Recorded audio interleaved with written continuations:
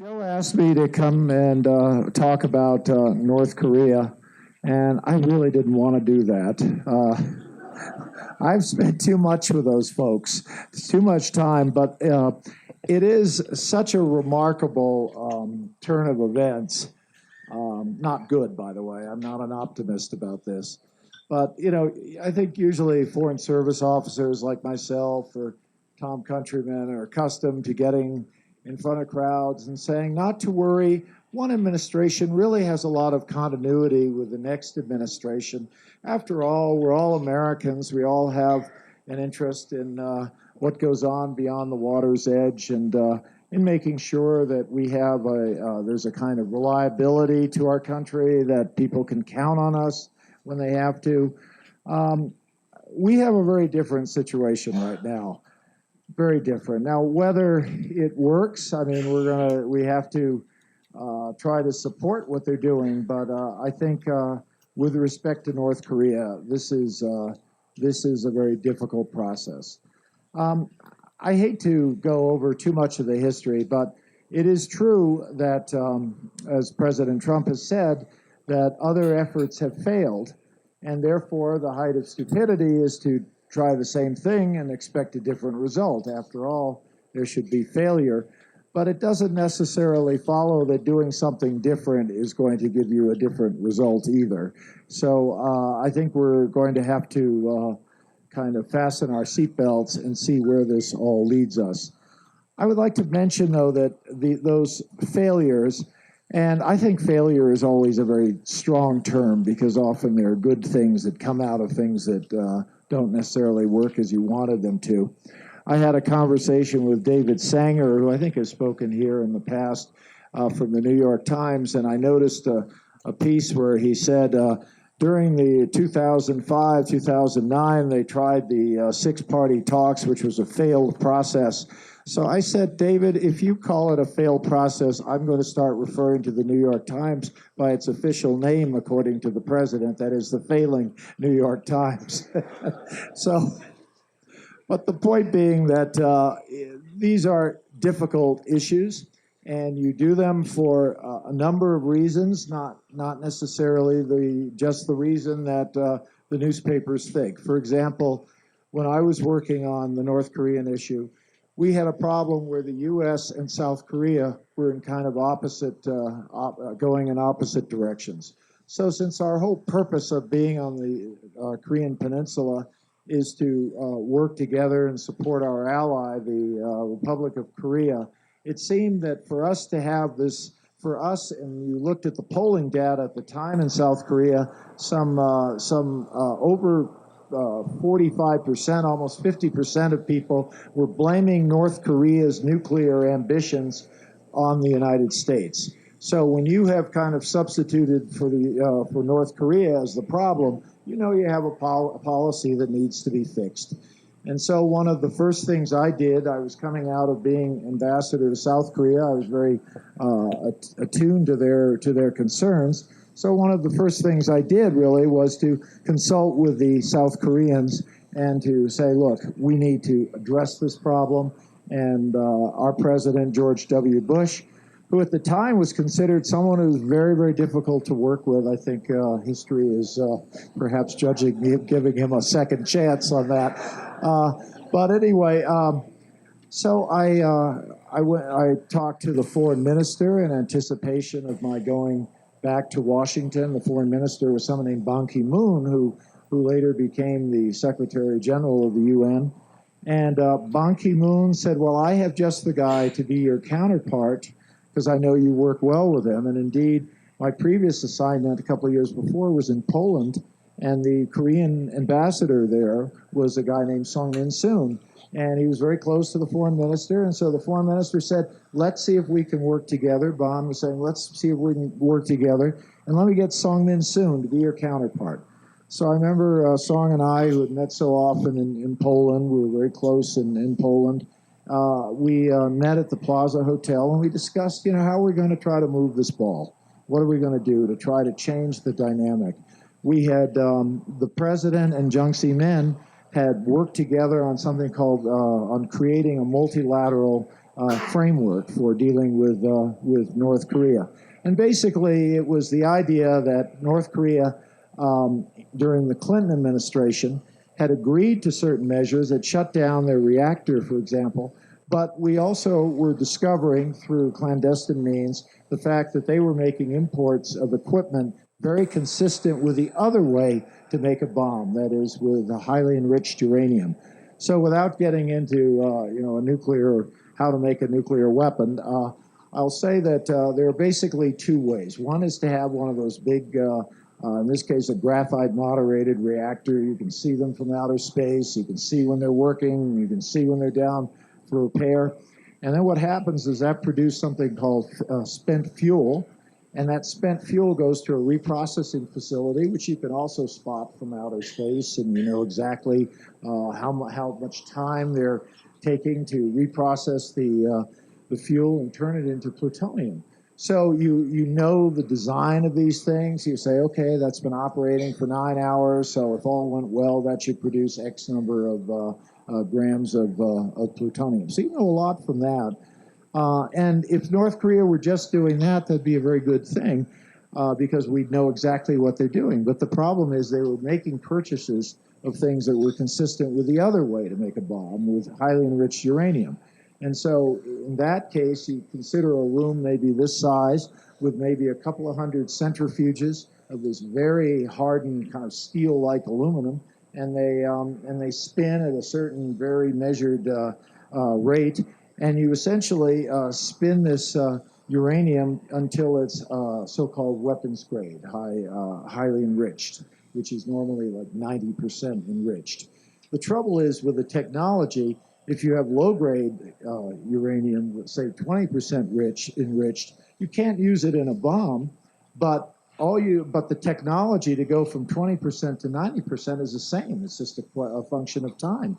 So when the Bush administration saw that that in the latter part of the Clinton administration, there were these purchases by North Korea, and they were kind of setting up a supply chain, the Bush administration said, whoa, we're not going to continue what the Clinton administration is doing.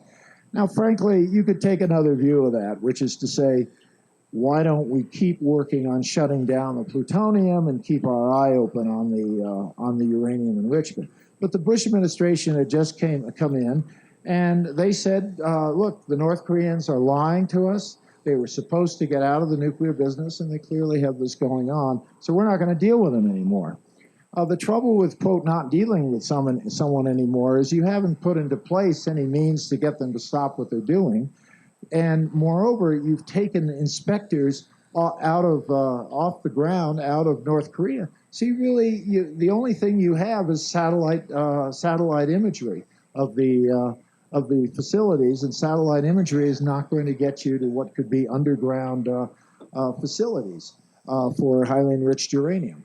So at a certain point in 2003, 2004, President Bush sat down with Jiang Zemin, the Chinese leader at the time, and they agreed. The president said, I'm not going to sit there and have them lie to me. If they want to lie to me, I'd like them to lie to you and lie to the Japanese and lie to the South Koreans, lie to all of us, but I don't think the United States should just sit there being the only country dealing with them. And so they worked out something called the six-party talks, and very importantly, the Chinese agreed to be the chair. So when you're the chair of a process, you get a lot extra responsibilities. You also get a lot of blame when things don't go well. So I thought it was a good deal for us to say, we will participate, but you Chinese, you have to take ownership of this process. And so that was agreed. Without going through all the blow-by-blow, we sat down with the North Koreans in the summer of 2005. There were some efforts in 2004, but nothing came of it. I was with the North Koreans. I had worked, as I said, with our South Korean colleague, Sung Min Soon. He and I had worked out something called a sort of statement of principles. The idea in negotiation is, what's the goal of this? The goal is to have denuclearization. Let's put that all down. Let's put all the elements down. Let's agree to all this, agree to some kind of timetable, and then start implementing it. So after you have this, you have what is essentially an implementation agreement. But when you're talking to the North Koreans, you got to be fairly specific about these things. And you can't just talk about the notion that in the end of days, that somehow North Korea is going to give up their nuclear weapons at the end of the world or something. You have to have something much more specific, and not sort of when the lions lie down with the lambs and that sort of time frame. By the way, there's a museum in Israel that has a lion lying down with a lamb. And I said to the museum, I said, well, sort of a zoo thing, and I said, how did you get the lion to lie down with a lamb? He said, oh, we give him a new lamb every day. So, so anyway, so, we had to make it very clear to the North Koreans, you will abandon your nuclear weapons, return to the Treaty of Non-Proliferation, the treaty that they pulled out of in order to say that they were going nuclear, return as a non-nuclear state, and do this, and we had a time marker that this should be done quickly. We also anticipated North Korean issues. For example, the notion that we did not recognize them, we don't recognize them as a state, and we don't have a peace treaty with them. We agreed that we would, in the context of their denuclearization, we would also establish relations. We didn't refer just to the U.S. And in fact, with respect to the U.S., we said it would be cross-recognition of all states. And with respect to the U.S., we added a kicker clause saying, in accordance with each state's own national procedures. Well, that sounds like kind of lawyer speak, and it is, but what are our national procedures? Answer, whenever we have a country that we're some dictatorship that's come in from the cold and we're going to have reestablished diplomatic relations, we open up a tranche to deal with that country on human rights. And I think a lot of people didn't understand that. They thought we were ignoring what is essentially the world's worst human rights record in order to get a nuclear deal. But we were making it clear, and I made it abundantly clear to the North Koreans, that we insist that as we normalize and as you denuclearize, that we will have a conversation about your human rights record. Now, the Russian representative at the time said to me, well, what do you think? This isn't hard enough? You want to add human rights to it? And I said, this is not a question of slowing down the denuclearization. This is a question of getting to the point where we're going to establish relations. And yes, we're going to have a human rights dialogue. So we worked all these things. We looked for the six-party talks. Occasionally the North Koreans, as North Koreans sometimes do, Kim Dae-gwan, the head of their delegation, would say, I need to take a break now. And I'd say, fine, how long do you want? He said, well, could we come back in about 30 minutes? I said, of course, no problem. He would come back to this bilateral meeting. Remember, this is 6 parties, but we're in a big conference center, so I would typically have about 10 bilateral meetings every day. So he came back and he said, I'm so sorry, I have new instructions from Pyongyang. I cannot agree to that which I just agreed to. And I looked at him. This happened more than once, sort of different formats, but basically this. So I looked at him. I said, Mr. Kim, I'm going to have to take a break here, but it won't be for a half an hour because, Mr. Kim, I have no intention of ever talking to you again until you change that. And I walked out. So that seems kind of hard line, but remember, we have the Chinese in the chair. So I'd go up to Wu Dawei and I'd say, I need an immediate meeting with your delegation. The Chinese always had the biggest delegation with 30 people there. I mean, mostly American educated. It was just amazing. And so they'd sit there, and I had a delegation. I don't know, pretty big myself. We had about 20 people. And I'd tell them what happened. I said, I'm not going to go back and talk to him. I can't do that. I mean, how can I tell Washington that we just agreed to something, and then he came back 30 minutes later and I said he has new instructions? Oh, just go in and try. No, Mr. Chairman, Wu Dawei, I'm not going to do that. You're going to go talk to him. And let me make it clear, I'm not going to talk to them until you get them back. And then I said, see this carpet here? I want to see blood on the carpet, not yours. I want to see North Korean blood on this carpet. I want to, so you do all this kind of performance art, And the Chinese just love this stuff. And we just had a great rapport with China. We really did. I mean, so Wu always said, okay, let me work on this. I said, okay, well, let's meet in an hour. Let me find out how you did. He comes back. He says, well, can you be more flexible? I said, no, we agreed to something. I'm not going to be more flexible. You're lucky I'm even here. I should have been on the airplane by now.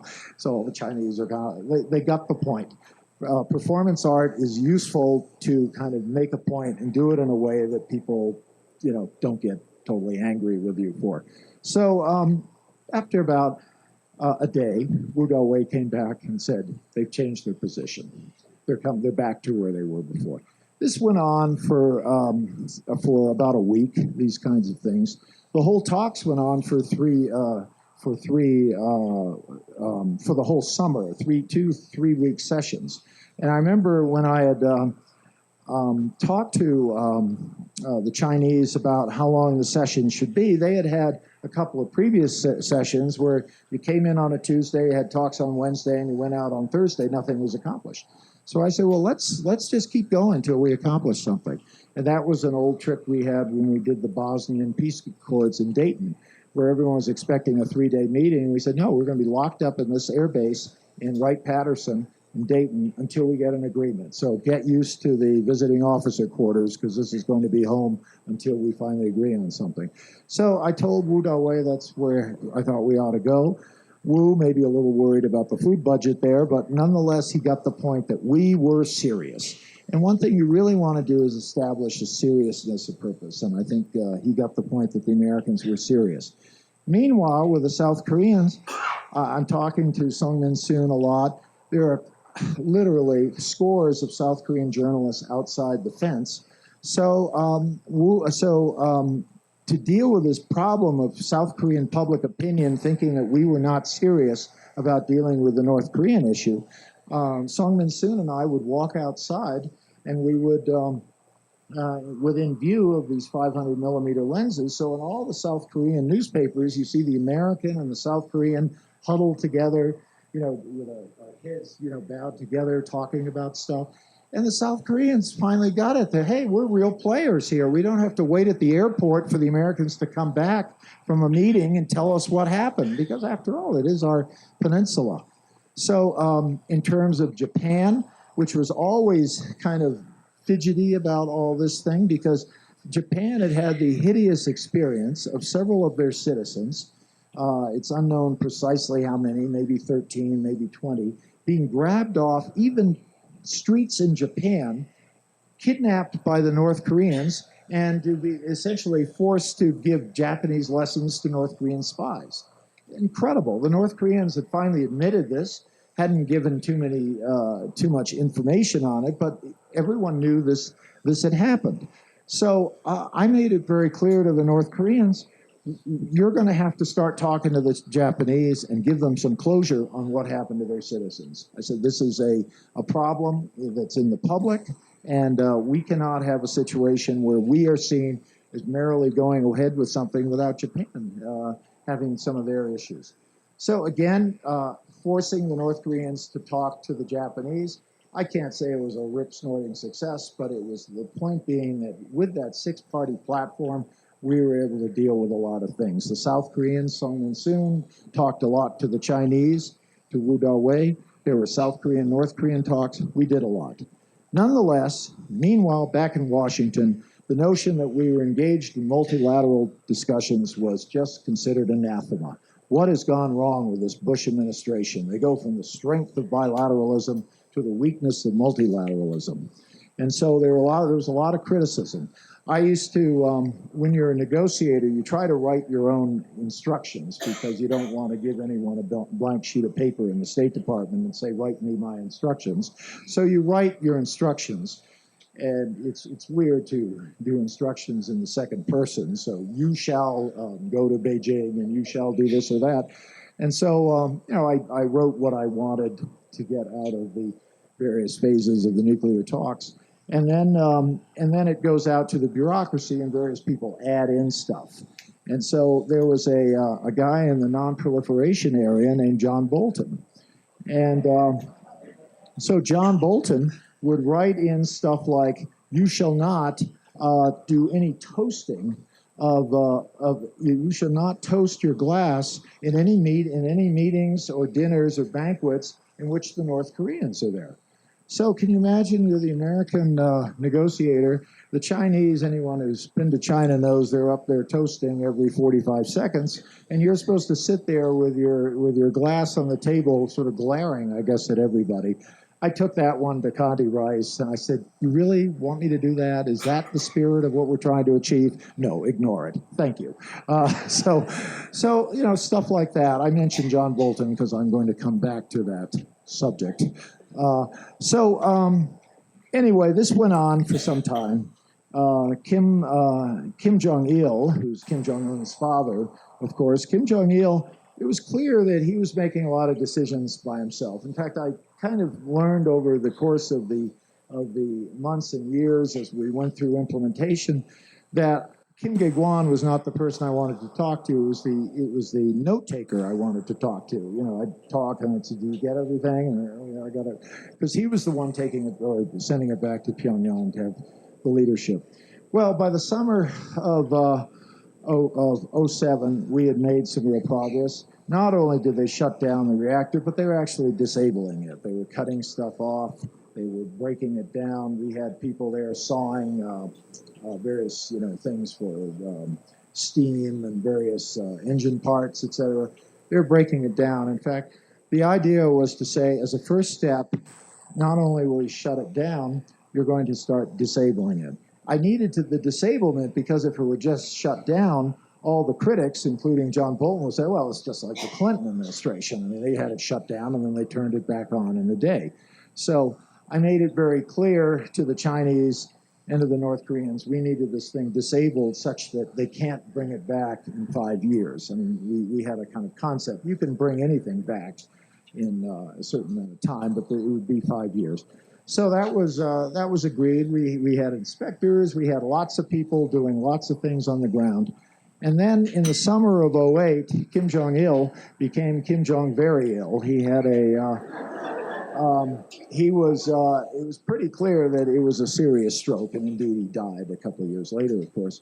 And it was pretty serious stuff. So what we noticed is we weren't getting answers from the North Koreans. We were ready to go with we had asked for their list of nuclear programs. They had given us what we felt was a partial list, but we were prepared to start looking at sites we'd never seen before. But when we went to having a verification agreement where they would allow us to go anywhere, anytime, they weren't prepared to do that.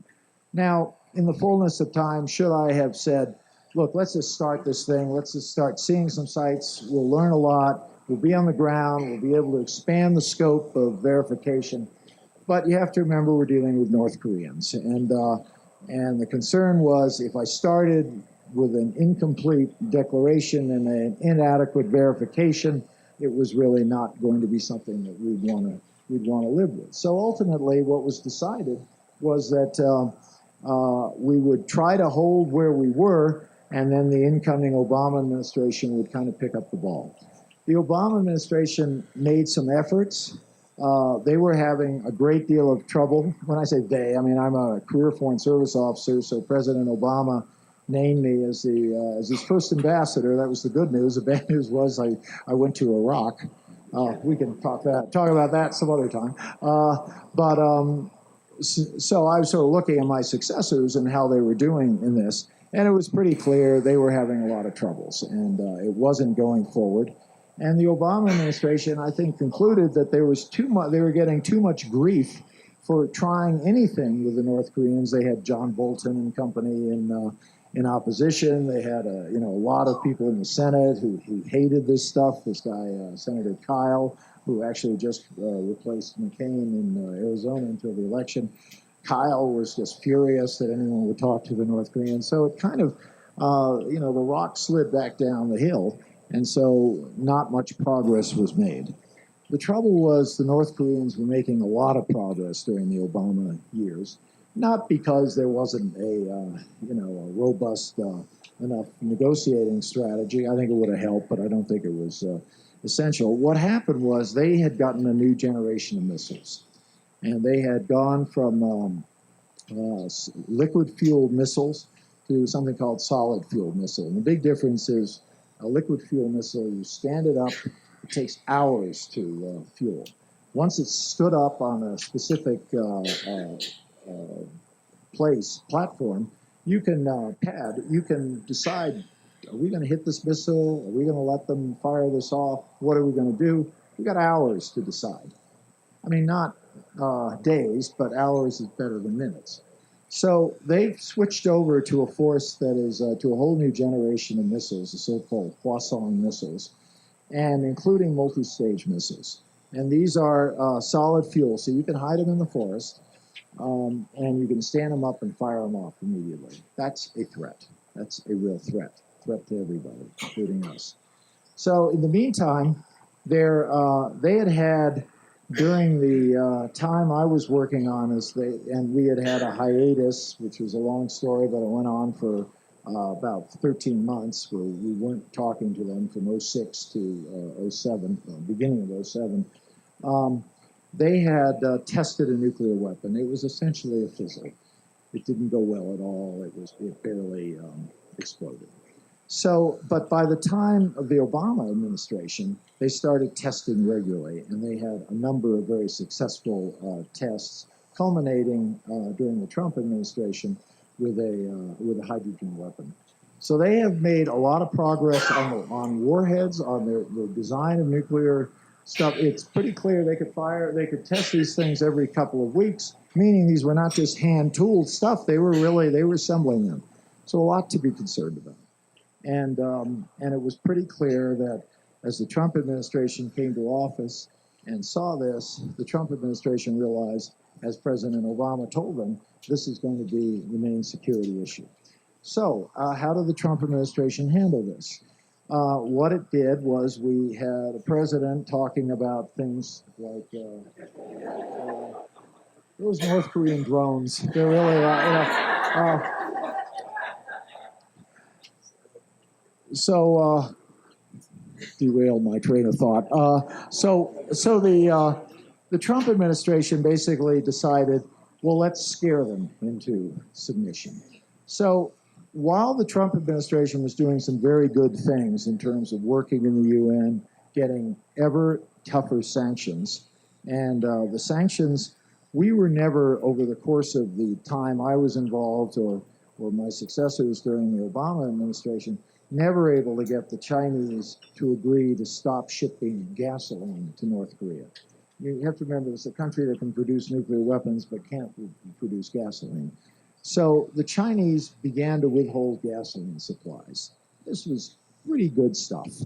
And that hapless Secretary of State at the time, Rex Tillerson, I will be very frank with you, anyone who has been a Foreign Service officer does not speak very kindly about Rex Tillerson, whose name was spelled W-R-E-C-K-S, with respect to what he did with the State Department.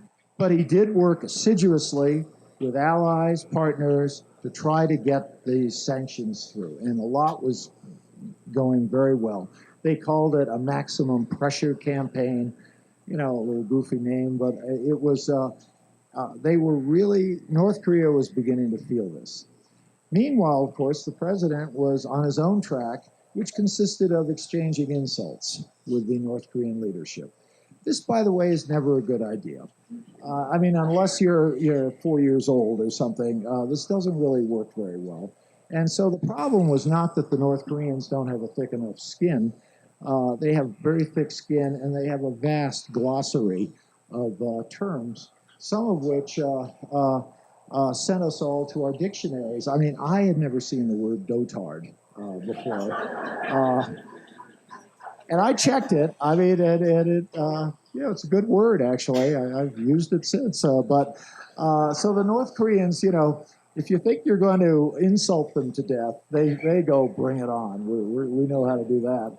So this kind of went on and on. The president started talking about, our button is bigger than their button, and started sort of implying that if there were a nuclear exchange, we would win and they would lose.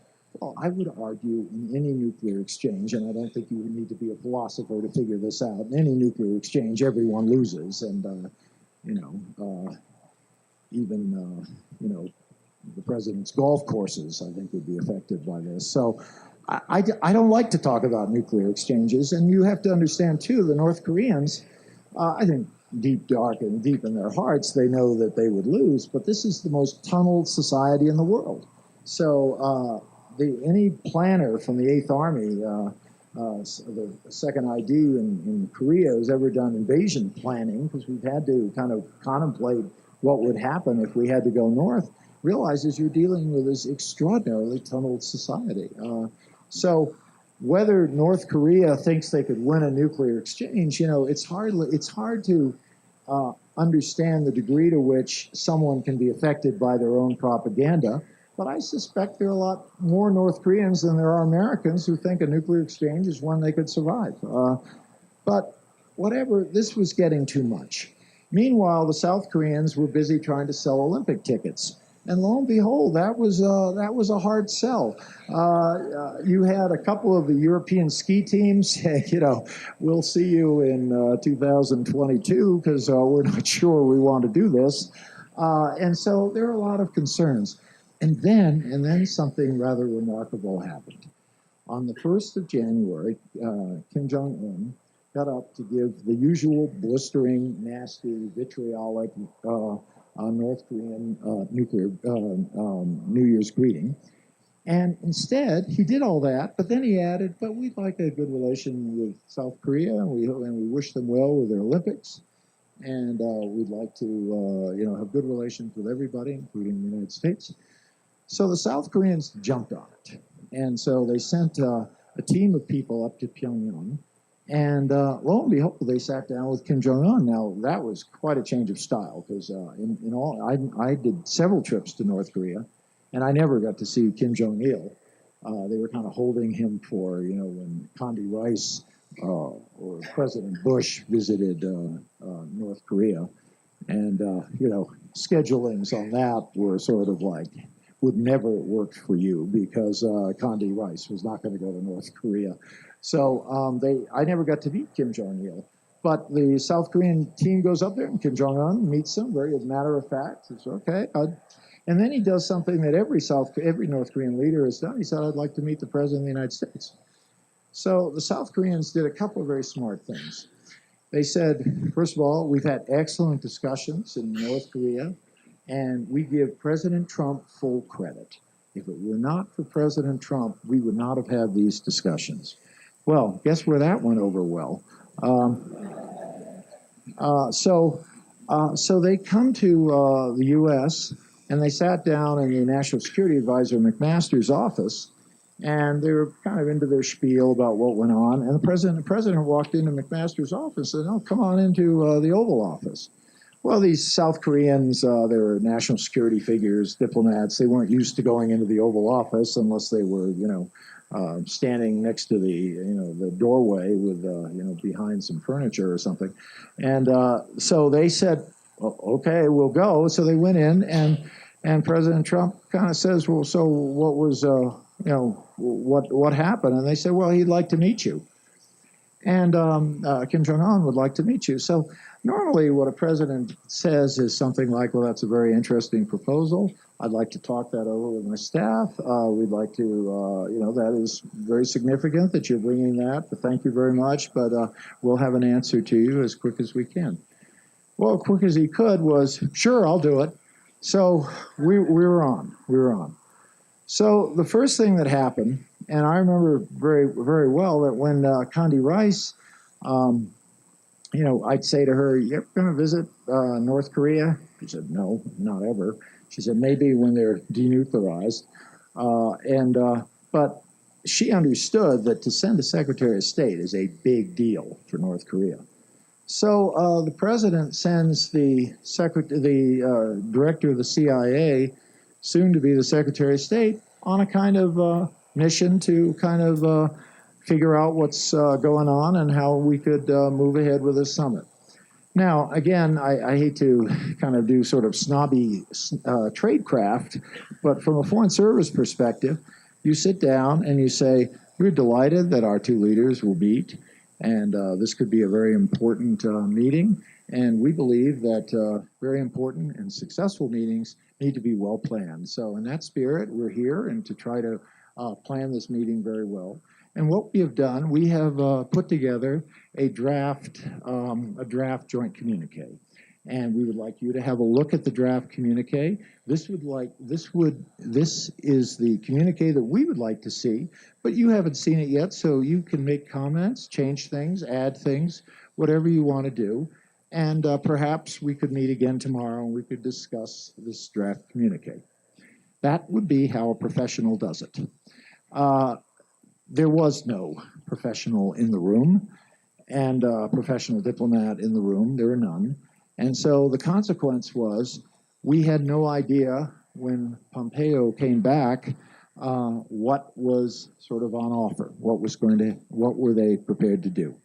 Then there were a couple of other meetings, and you recall that at this point, the National Security Advisor, John Bolton, Bolton is a very consistent sort of guy, and I remember back in 2004, a long time ago, he would say, North Korea ought to adopt the Libya model. Well, what did the Libya model mean in 2004? What it meant was Libya had made purchases of a lot of equipment aimed at some kind of nuclear program. And so it's as if you bought something very complicated, couldn't figure it out, and put it in the garage. So they had it in their garage, and they weren't really sure what to do with it. The Brits worked with the Gaddafi government, got the U.S. involved, and there were lengthy discussions in London, which took about 9 months, but we essentially bought back all of their nuclear programs. Clean slate. It was pretty nice. We also threw in a visit by the Secretary of State, Condi Rice. And if she's ever here, ask her about her evening with Gaddafi in his tent. It's a good one. So that was the Libya model. A country comes forward, and after some negotiations, basically agrees to give everything up. Well, between 2004 and 2018, the Libya model may have seemed something else to a number of people. What happened in 2011? And what happened then, of course, is Muammar Gaddafi received this sort of state funeral in Tripoli that is dragged through the streets. His corpse was dragged through the streets. It was a pretty ugly scene. It was a lot of fighting, a lot of destruction. And so John Bolton weirdly got up and said, we need the Libya model. So the North Koreans, what is he trying to taunt us with this? What's he trying to do? And so they ignored that one. But then the vice president, we do have a vice president, his name is Pence. So he got up and he said the same thing that John Bolton did. And so the North Koreans said, uh-oh, we can see Boltonism spreading. We're not sure we want to go through with this. Whereupon the president got the South Koreans involved and said, we've got a problem here. The South Koreans go talk to the North Koreans. The president arranged that when the number two, Kim, I'm just going to blank on his name, but anyway, the number two in North Korea, and I think his name is Kim, so that'll help. So he comes, Pompeo invites him to New York, and then lo and behold, this guy comes to the White House. Another very big deal. He also brought a very big envelope with a very small letter in it. It looked like one of those envelopes you see in a game show or something. And so basically it was sort of friendly, we look forward to good discussions, very, very unspecific. No talk about, the stuff I was talking about earlier, having a joint communique, things like that. So in the meantime, the president says, okay, we're on, and then we have Singapore. Well, they send a guy who was my former deputy, Sung Kim, who was our ambassador in the Philippines. So they send Sung out to, because he knows the North Koreans, he had worked with me a number of years, and Sung and I exchanged emails, and I said, think draft communique, and he said, I know, but he essentially suggested that's not what the Trump administration wants. They want a meeting. They don't want to get into all this stuff. And so what you ended up with, of course, just to fast forward, because I want to leave time for questions here, what we ended up with was the two presidents met, the two leaders met. They met for about 45 minutes. Then they came out, and it was announced that they were going to sign a document. No one knew what the document was. I was working with MSNBC, and they had asked me to come to New York and be up all night for when the announcement was going to be made, because it's 12 hours difference. So the president did that kind of chainsaw signature he has, and then he held it up, that we've just reached an historic agreement, except that no one had seen it, no one knew what it was. Fortunately, when he held it up, as he often does when he, signs things, some enterprising journalist took an iPhone picture, and then they were able to blow it up, and we were able to read the text from the fact that the president held up his copy.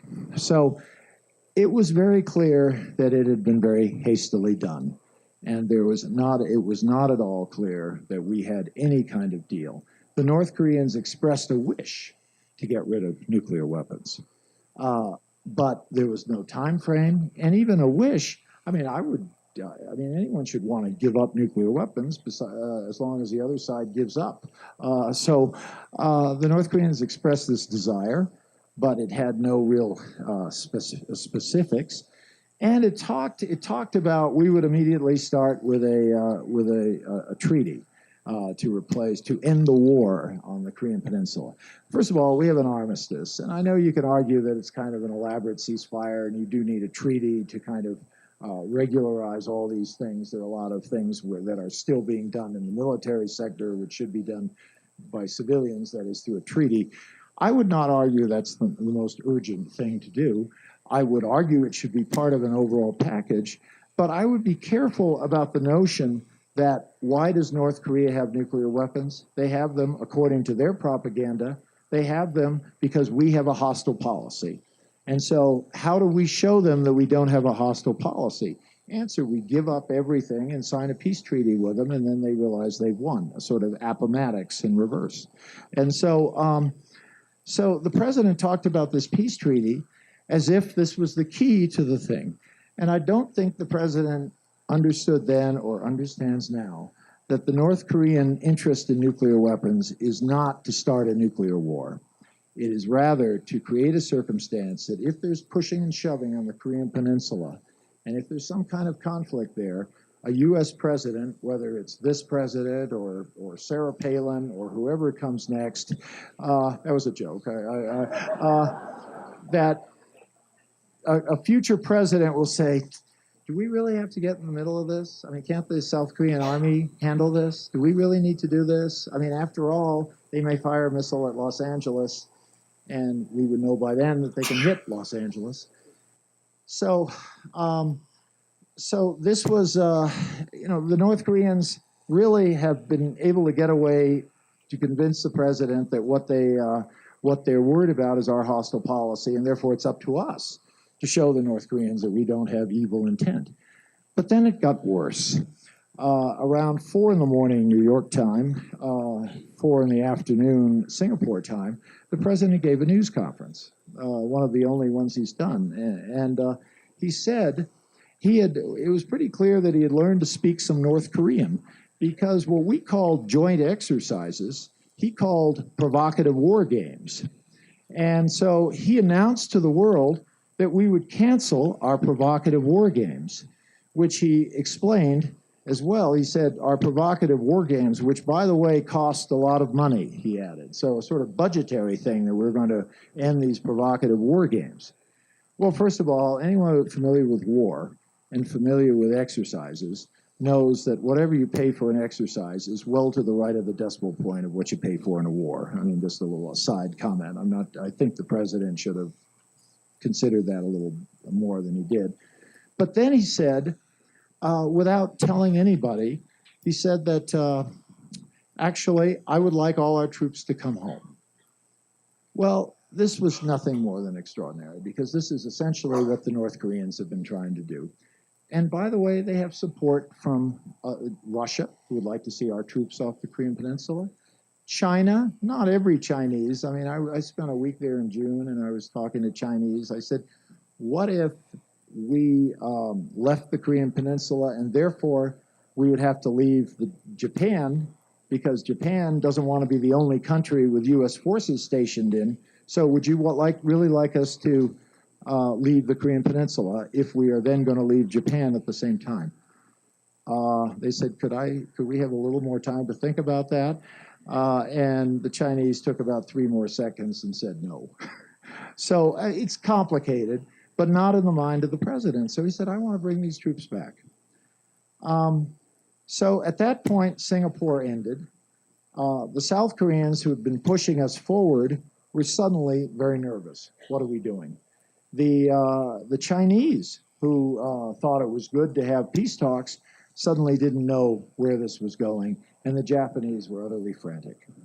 So at that point, they send Pompeo back about a week later to a quick trip to the region to say what happened and go to North Korea. So Pompeo was asking people who worked on it before, he's making private phone calls, and he asked, what do you think? And I told him that I think we need to get a team because you're the Secretary of State, and secretaries of state should not come back empty-handed. That's what assistant secretaries are for. And you should find someone you trust there. I gave him some thoughts on the composition of the team. I was skeptical that someone from the John Bolton side would be a helpful member of the team. I talked to him in a metaphor about, I know it's good to get everyone in the tent, but sometimes people who come in the tent mess up the sleeping bags, and you really don't want them in the tent. So I think he got what I was getting at. And then, I left my most serious comments for the end, which was to say, why do we need to take this on bilaterally when we have partners in the region who, in the case of China, they don't want to wait around for an after-action report. And I didn't say this to him, but I could have, which is to say that once we started talking to the North Koreans, the only concrete result of that was we recreated a great Chinese-North Korean relationship. Well, great job, to use sarcasm of a tweet. So by kind of hurrying ahead with North Korea, we made the Chinese feel a little out of it, a little humiliated, and lo and behold, they started talking to the North Koreans again. I don't think that helped. And then Pompeo was rightfully concerned, what do we do if we do have to switch back? And he said, how do we handle the South Koreans? And my answer to him was, if you're with the South Koreans shoulder to shoulder throughout the thing, you will always be able to get them to come along when they experience the same experience you're having. So he didn't take any of that advice. And so here we are now in September, and what's happened? Well, we are nowhere on denuclearization. The fact that they left nuclear weapons out of their parade last week should be just considered that. They left nuclear weapons out of their parade. We have no mechanism for moving forward. We have no kind of means to deal with the Chinese. And we have a South Korean president who is increasingly interested in this process to the point where I think there is at this point, at this juncture, some concern about President Moon Jae-in's judgment on moving forward on peninsula relations. It has always been our policy, and a good policy, not to be perceived by the South Korean people as standing between them and their cousins in North Korea. We don't want a situation where we feed into this leftist stuff that goes on in South Korea. By the way, in South Korea, the leftists are the nationalists. It's a little different from other countries. We don't want to be in a situation where we appear to be keeping the great Korean people apart. After all, we were the ones who divided Korea, according to this kind of anti-American narrative. We divided Korea, and here we are trying to keep them apart again. So it's always behooved us to say it's good to have peninsula talks, but we need to work closely together. We need to have close consultations on what we're doing in those peninsula talks, and there has to be some tethering to the nuclear talks so we don't have a situation where the peninsula talks have gone way ahead of the nuclear talks, and that's exactly where we are today. Moon Jae-in took 11 senior South Korean business people. Now, it could have been in the same spirit that Pompeo had when he had his North Korean interlocutor in New York, and he's showing him out the window saying, look at this beautiful city.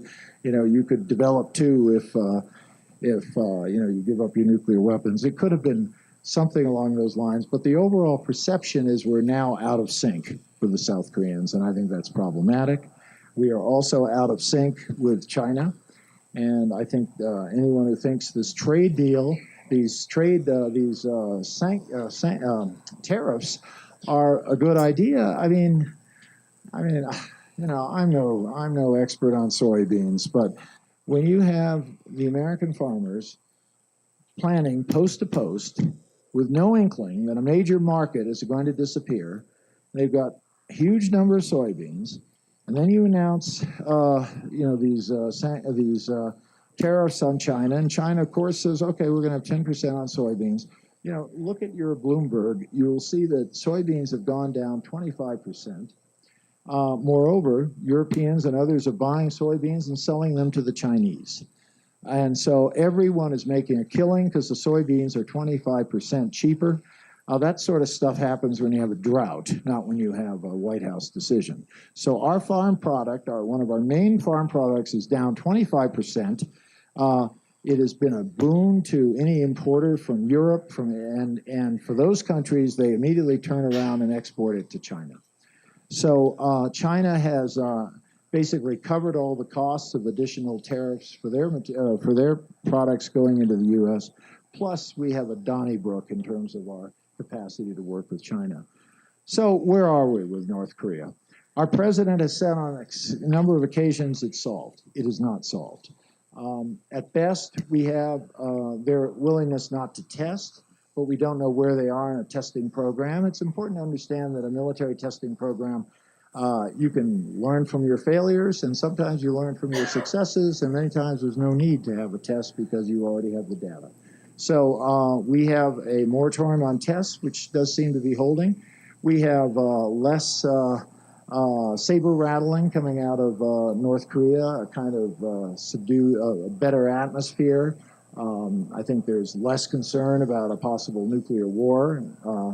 Now, mind you, I don't think there was ever a nuclear war, but the way there's ever a danger of it, but there was a lot of talk in December, which made people think, gee, I'm going to have the relatives over, am I going to survive that or survive a nuclear war? You know, and I think most importantly, we don't have a mechanism for dealing with this. When you talk bilaterally, the world kind of looks and says, oh, good, U.S. and North Korea is talking. But when things break down, when you don't have a real dog in the fight, when you're not really party to it, or when you think you're a U.S. ally but you don't feel treated like a U.S. ally, you might say, well, both sides need to be more flexible. And before you know it, people are kind of hoping for more flexibility from both sides.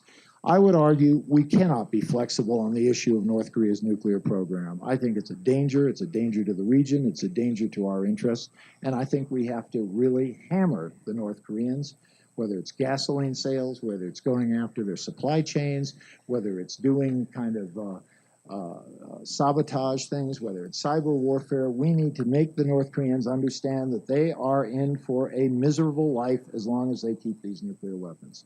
And to those who say they'll never give them up, just consider that if you held a gun to Kim Jong-un's head and said, will you give up your nuclear weapons, he would. Well, I don't think we're going to get a gun right up to his head, but I think if we can get really serious about sanctions again and stop pretending that this problem is solved, I think we'll be a lot better off for it. Thank you very much. In terms of global engagement, and in terms of your experience with Washington and with dealing with funny countries, what is your view on our present situation on the Iran nuclear agreement? Well,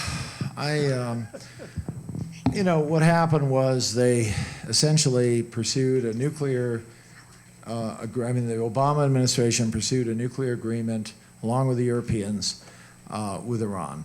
They did not pursue some of the issues that have so upset the U.S. over the years about Iran, namely their supporting of Shia militias, whether in southern Lebanon or in Syria big time, or in southern Iraq, where some of those Shia militia killed a lot of U.S. soldiers. So the Obama administration didn't do that because, interestingly, the Saudis said, we don't want you talking these regional issues unless we're at the table.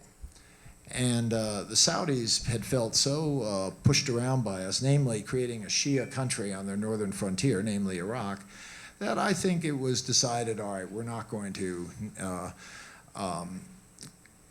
create more problems in the Saudi relationship. And the Europeans didn't really want to do it either. No one thought that there's any quick solutions to Hezbollah in southern Lebanon or the various militia groups in Syria. So they decided to ignore all that and just go for the nuclear deal. I would say the nuclear deal is a very good deal. I think it kicks the can down the road in diplomacy. That's almost like a home run. It's definitely a triple. And to kick the can down the road, not to have to have inspectors everywhere to get fissile material out of the country, even low-grade fissile material, I thought was the right thing to do. It should have been followed up, though, by sort of comprehensive approaches with Iran. Get the Saudis in the room, get everyone in the room, and try to work this. And the Obama administration a little plodding on those things. I mean, they did a couple of huge, big things. They did them well, but sometimes they had trouble kind of handling several balls in the air. So they didn't do it. In come the Trump administration, and I think the negativity about the Iran deal is just disproportionate to the problems. And I think our president turned it into a campaign promise that he was going to keep, which was to do away with the Iran deal. I don't think Iran will start reprocessing again, or will start spinning centrifuges again. I don't think that's going to happen, but it could. We don't have the mechanisms to know what's going on. It could be, again, dangerous. For now, I think the Iranians are sort of hopeful that all things will pass. The Europeans have stayed with it. They've continued to open their financial markets. But I think they're very concerned because in our sanctions, when you say American bank can't deal with a country, then you come into these secondary sanctions, and before you know it, a country in Europe, a bank in Europe is going to say, well, I want to keep dealing with Iran, but I don't want to be shut off from the U.S. market from dollar trades, for example. And so before you know it, the whole thing could fall apart, and I think politically the Iranians have no choice but to go back to their evil ways there. So I think it's been very poorly handled, and I think, again, Rex Tillerson, who often had the right policy, if not the sort of right way to do things, I think he was advocating, let's keep it until we know what we're going to replace it with. Sounds familiar. I think even General Mattis was no great fan of it, no great fan of the Iranians having commanded troops who were killed by Iranian militia, but he was saying, let's hold on to it and let's see what how we can strengthen it or whatever. And the president just decided to go ahead without listening to anybody except maybe his son-in-law. I don't know. Do you think it might get bad enough in North Korea that the people will refugees leave the country? Sort of like what happened in East Germany when they went to West Germany and then they reunited? Is that possible? People where in North Korea? Yeah. Apparently, from what I understand, that life is horrible. Yeah. Human rights are horrible. People are living in poverty. They're dying of starvation. Can it get so bad in the north that they'll leave to China or to South Korea en masse, like what happened in East Germany? People finally had it. We're not going to live like that. It's better to die than to live like this. Yeah, I don't think. I was around. I was dealing with Poland in 1989, and I was there, not there for the wall coming down in November, but I was there during that summer and fall in Poland, and I was very aware of what was happening, like the Hungarians walking across the border into Austria. And I just, based on what I know about the North Korean frontier, and frankly the Chinese and how they treat North Korean refugees, which is not a pretty picture. The Chinese the Chinese are likely to refoul those people, send them back to North Korea. So I don't think that's going to happen, frankly. And the South Koreans, the problem is not in South Korea. If they can get to South Korea, but they've got to go through several barbed wire fences and a lot of minefields to do it. So I don't think that's going to work. And when you asked the question, I was thinking, since we're both Peace Corps volunteers from Cameroon, I should answer you in Pidgin English. But it probably goes beyond my vocabulary in Pidgin English. So, okay. I know fit trial. The thing don't pass me. Oh. Thank you. Our next question's on this far side. Okay. Hi, I'm Eli Isley from Macedonia or Macedonia, how it's English. Macedonia. And I had a chance to meet with you and your lovely wife. You were visiting with Rotary International Group in Ohrid, so I was there. Now I want to ask a political question, just a little bit lighter. You were ambassador in many different countries. I was wondering your experience, where was kind of scary or where was most fun? Or which people, now dare to say not Macedonia, you like the best? Thank you. And it's really nice to listen to your lecture. Thank you very much. Thank you. Thank you. Well, I was ambassador in Macedonia. I went on to Poland. I went to Korea. I went to Iraq. Least fun was Iraq. I had a improvised explosive device explode in front of my car when we were in a motorcade. Then they had a creepy video appear hours later about the attack on the ambassador, and they'll succeed eventually. That was not fun. I mean, you're sitting in Nasiriyah, and you're in a cot at the Talil base, and you're looking up at the ceilings, and you think, I almost got killed in Nasiriyah, and what was I doing here? I mean, so that was not a lot of fun. But you have to remember that Iraq is where our country invested so many lives, so many troops, so much treasure. I mean, $1 trillion, that you really felt the weight of responsibility to do the best job you could, regardless of the fact that it wasn't a lot of fun and was scary from time to time. Macedonia had its moments. The day after the bombing started, we had a lot of demonstrators visit our embassy. There were a total of about 5,000. They took down the fence and burned all our cars, burned all the outbuildings, took the flagpole. I have a picture of this in my book, actually, and used the flagpole as a battering ram, medieval style, on the front door. So that didn't work itself into the fun category. I also had my daughter, who was 11 years old at the time, with me at the embassy, and she had to stay through all this. So we were all down the basement and hoping they weren't going to succeed in lighting the embassy on fire. So, no, that was not fun at all. But on the other hand, your mention of Lake Ohrid, and I had beautiful times in Macedonia, just lovely times. So I always think very positively about Macedonia. And frankly, I'm excited at the prospect that Macedonia could become our next NATO member very soon. And Poland, well, just go to Poland. I mean, you can't help but love the place. So. Thank you. Our next question's over here. What is it in Russia's national interest to side with the North Koreans in this issue? Do you remember the word in Macedonian, inat? What does inat mean to you? Spite. Yeah, but more of it's a Turkish word meaning spite, really. Stubborn, but just spiteful. And I think there's a lot of that going on in Russian foreign policy right now, and I think it comes out of directly from Putin, who I don't think is such a great chess player, frankly. I don't think he's thinking this through. I think Syria, he's definitely displaced the United States, no question. I don't like that. But I also didn't like people advocating the overthrow of the government there and thinking that this could be done without a war. I mean, you want a changing government? Fine, have a war. And if you're ready for a war, why don't you put your helmet on and go to Syria? So I don't think the U.S. policy has been anything for anyone to take a bow over. But I think Russia is really in for something, and they don't know what they're quite in for. I mean, today they just lost an observer plane with 15 people on board because the Syrians hit it by mistake. I'm sure it was by mistake. But Syria, not Israel, not some, Sunni rebel group, the Syrian government.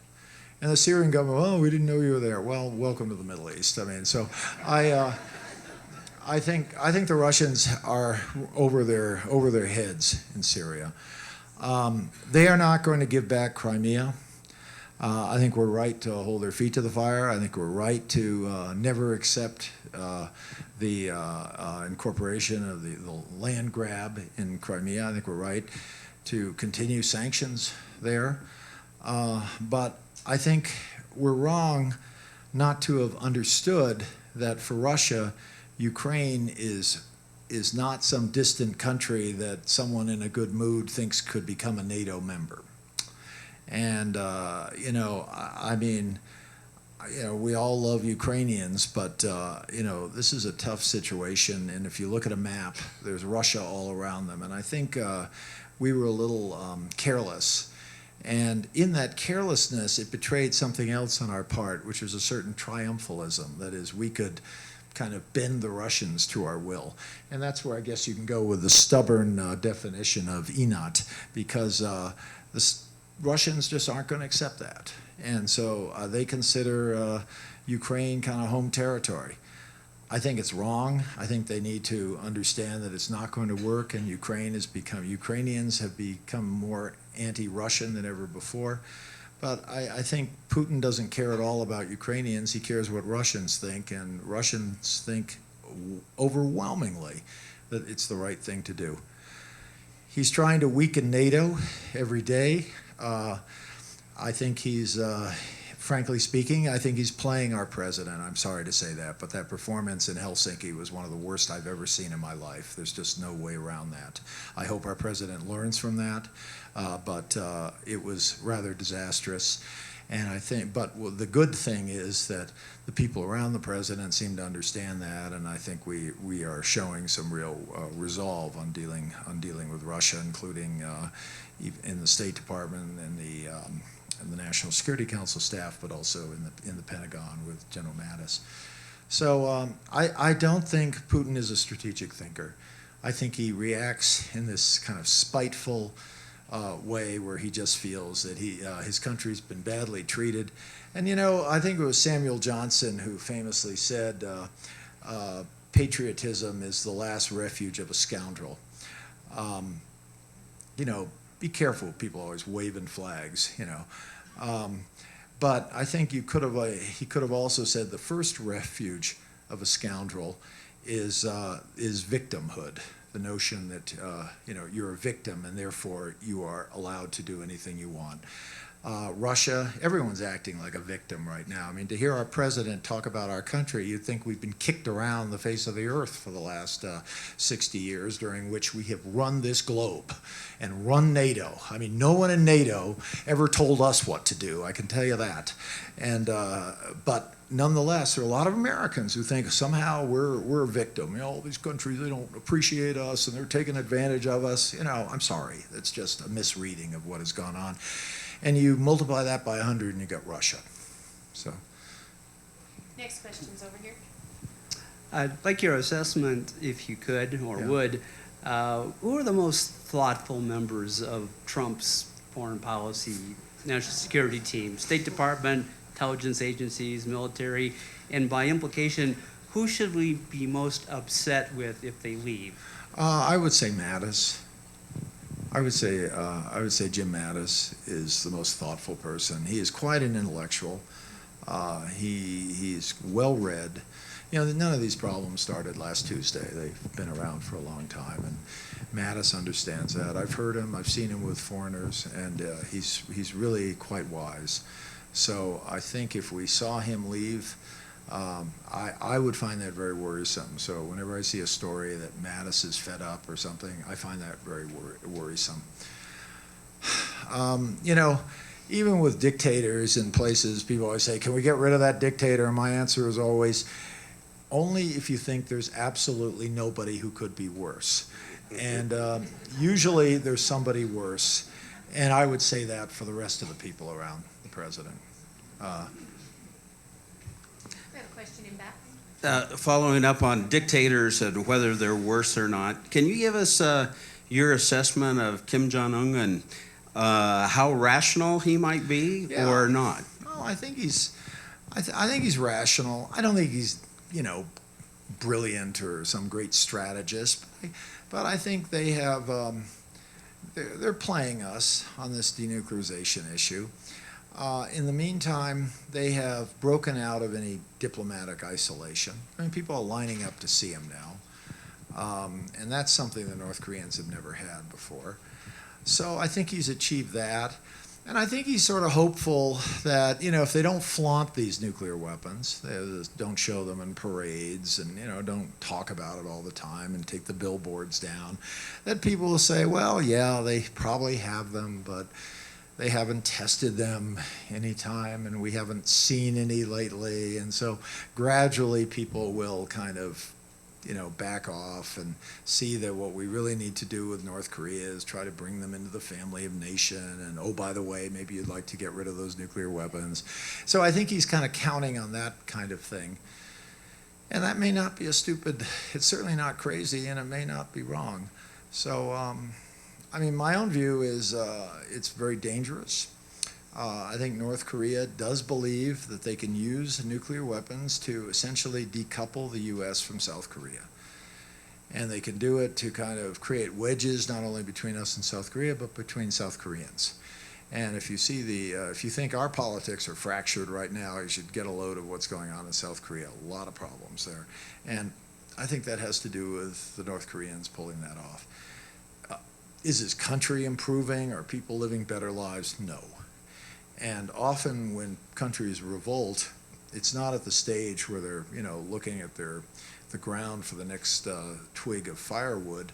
It's when they think that there's something getting better, and there's kind of rising expectations. So he may face those kinds of problems in the future. But for now, I think North Korea is doing okay. And the question is whether they can kind of get us to some sort of glide path where we accept that they have nuclear weapons. And I sure hope we don't. Just a little testimonial for your wonderful book, Outpost.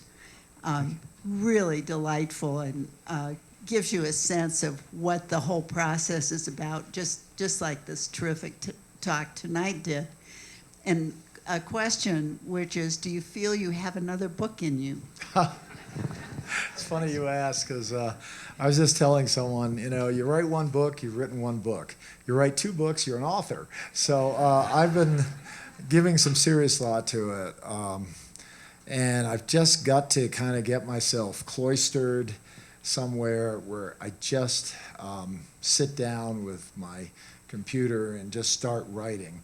What I did with that book that you very kindly reviewed was I just started writing some stories that really were vivid in my memory, and then I started stringing stuff together, and then I started putting, the sinews between these things, and before you know it, I had a book.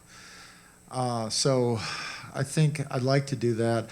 I have about 200 pages of word-for-word discussions with the North Koreans.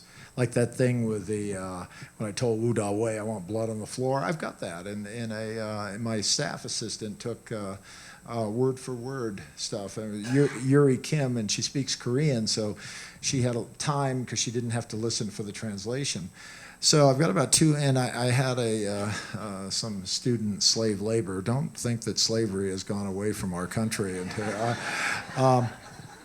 And so Nathan put it all, took Yuri's handwriting, put it all into typewritten. So I've got material. So I may try to do that. But thanks for your comment on the book, and I would just like to say, in further reverence to my book, I wrote every word.